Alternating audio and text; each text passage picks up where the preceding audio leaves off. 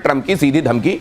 Nuclear deal को लेकर Trump ने ईरान को धमकी दी, इजराइल से डील करो नहीं तो तबाही होगी, इजराइल के पास कई खतरनाक हथियार हैं, डील का विरोध करने वाले ईरानी मारे गए, ये कहा है डोनाल्ड ट्रंप। अब ये डोनाल्ड ट्रंप इसमें भी बड़ा अजीब प्ले कर रहे हैं। एक तरफ वो कह रहे हैं अमेरिका का कोई लेना देना नहीं, अमेरिका का इसमें कोई हाथ नहीं है, ये सब इजराइल ने किया है। दूसरी तरफ वो कह रहे हैं जल्दी डील करो, इजराइल के पास खतरनाक हथियार हैं।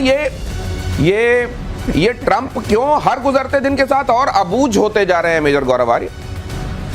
देखिए साहब, ऐसा है, मैं आपको साफ सीधी बात बता दूं, जो खतरनाक हथियारों की बात कर रहे हैं, अभी सर ने थर्ड के बारे में बात करा, सर से ये भी पूछे कि थर्ड दिया किसने उनको। ठीक है, ये जो पेट्रियट 1, पेट्रियट 2, एरो, ये जितने भी सिस्टम्स है ना, I mean let's be honest, ये America is the biggest arm supplier to Israel. पहली चीज ये है, इजराइल खुद भी अपने बनाता है, डेविड स्लिंग है, आयरन डोम है, these are all domestically produced by Israel, तो ऐसी बात नहीं है। लेकिन इजराइल को बहुत ज्यादा हथियार दे रखे हैं अमेरिका ने, पहली चीज। दूसरी चीज ये है कि ट्रंप इसमें भी क्रेडिट ले रहा है, जैसे ट्रंप ने बोला था ना, मैंने सीजफायर करवा दिया इंडिया पाकिस्तान के बीच में, यहाँ पे भी अपना बिल फाड़ रहा है ट्रंप। यहाँ पे भी कह रहा है देखिए आप डील कर लीजिए, अगर आपने डील, इसमें डील हो ही नहीं सकती। ट्रंप को यह पता होना चाहिए कि इसमें डील हो ही नहीं सकती, इट इज इम्पॉसिबल। आप अगर आज 500 अरब डॉलर का चेक दे देंगे ना ईरान को और बोलेंगे कि ये 500 अरब डॉलर है, ईरान तब आपकी बात नहीं मानेगा। उसको पता है कि उसका सर्वाइवल विदाउट न्यूक्लियर वेपन्स नहीं है, वो इस नहज पर दुनिया को ले चुका है। आज की तारीख में ईरान की मजबूरी बन गई है न्यूक्लियर वेपन्स। आज की तारीख में ये मजबूरी, अब ये अमेरिका को देखेगा किस तरीके से, ईरान किस तरह से पढ़ने। अच्छा, ये भी कह दिया गया है हमारे जितने भी इंटरेस्ट्स हैं इस पूरे इलाके में, उनकी तरफ ईरान बिल्कुल देखे भी नहीं, हमारा कोई हाथ नहीं है।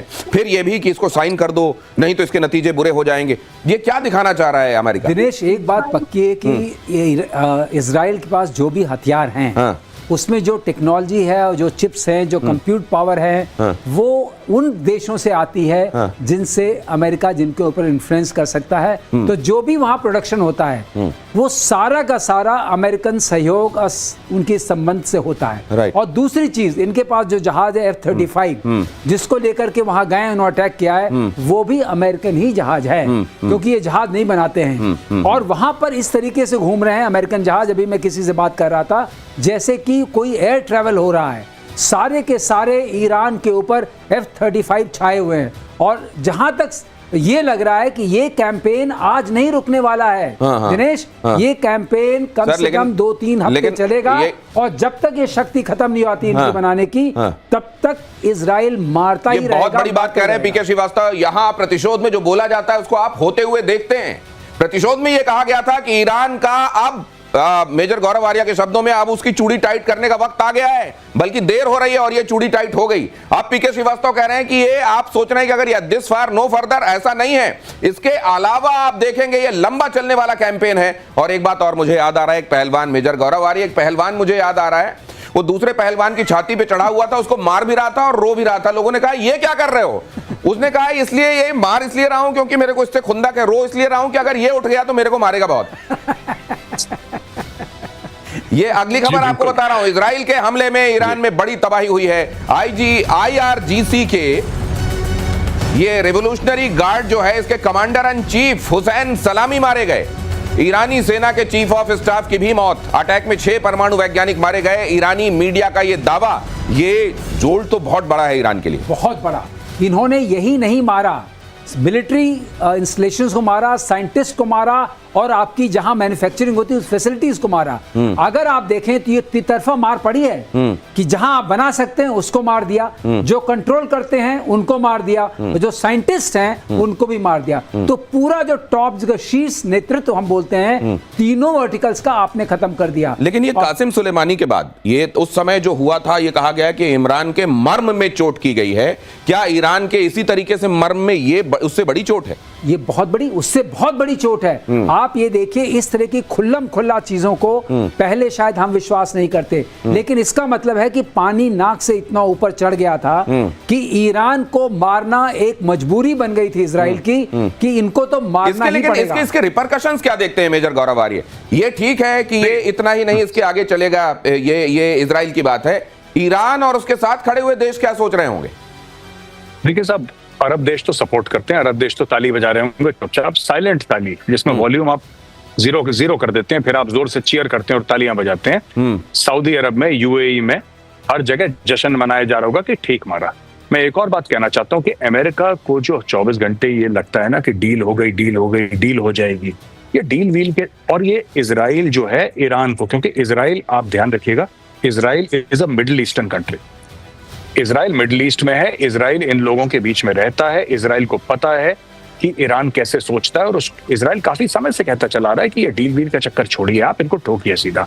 लेकिन अमेरिकन प्रेसिडेंट्स को ये लगता है कि ट्रेड एक बहुत बड़ा हथियार है, और जैसे बाकी देश झुक जाते हैं, ईरान भी झुक जाएगा। ईरान का मसला कभी ट्रेड था ही नहीं, ईरान का मसला डे 1 से था न्यूक्लियर वेपन्स, इसलिए ईरान उसी चक्कर में पड़ा हुआ था। अब इसका पलटवार ईरान करेगा और उसका पलटवार इजराइल करेगा। और मैं फिर एक और चीज आपके भविष्यवाणी कर दूं आपकी शो में, दिनेश, मैं आपको ये बताना चाहता हूँ कि एक बात समझ लीजिएगा, ये जो पाकिस्तान को तैयार करा जा रहा है इसमें, ये मैंने पहले भी बोला था आपकी शो में, जो आसिम मुनीर जा रहा है परेड अटेंड करने के लिए, वॉशिंगटन डीसी जा रहा है परेड अटेंड करने के लिए, राइट, और ये सारे के सारे, अभी ये पता लग रहा है कि और लोन दे दिया है, और पैकेज वर्ल्ड बैंक ने दे दिया, आज की खबर है, पता नहीं कितने अरबों डॉलर का।